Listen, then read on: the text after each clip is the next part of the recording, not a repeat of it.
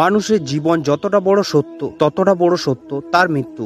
যারা এই মৃত্যু লোকে এসেছে একদিন তাদের মৃত্যু অবশ্যই হবে, কিন্তু এটা জানার পরও যারা সত্য থেকে দূরে সরে গিয়ে শুধুমাত্র টাকা অর্জন করার জন্য যে কত পাপ করে তার সীমা নেই। কিন্তু এর কারণ হলো মৃত্যুর এই রহস্যের ব্যাপারে না জানা।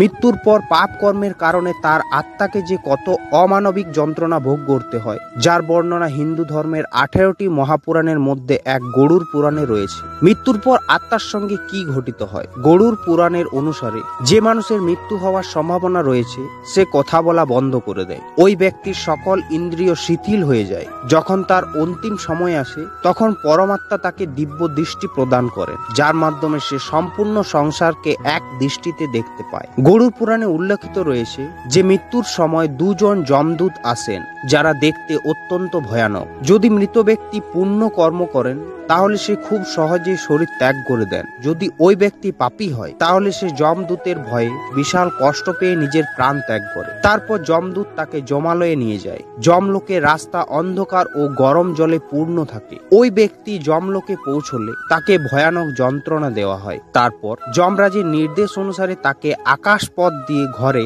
13 দিনের মতো ছেড়ে দেওয়া হয় তার অন্ত্যেষ্টি ক্রিয়া সম্পন্ন করার জন্য।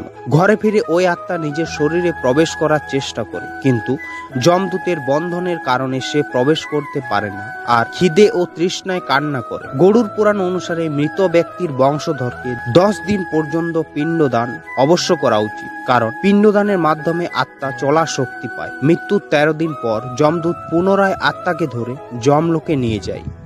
এরপর শুরু হয় যমলোকের ভয়ানক যন্ত্রণা। এই সফরে আত্মাকে 47 দিন ধরে বৈতরণী নদী পার হতে হয়। এইভাবে আত্মা যমরাজের বিচারশালায় প্রবেশ করে। যমলোকে ভগবান চিত্রগুপ্ত ওই প্রাণীর সকল কর্মের হিসাব যমরাজকে শোনান। এরপর কর্ম অনুসারে যমরাজ নিশ্চিত করেন যে পাপী আত্মাকে কোন কোন নরকে পাঠানো হবে। তাহলে এবার তো সবাই বুঝলেন ধন দৌলতের লোভে পাপ কাজ না করে সত্যের পথে কেন চলা উচিত। আশা করি ভিডিওটি আপনাদের ভালো লেগেছে।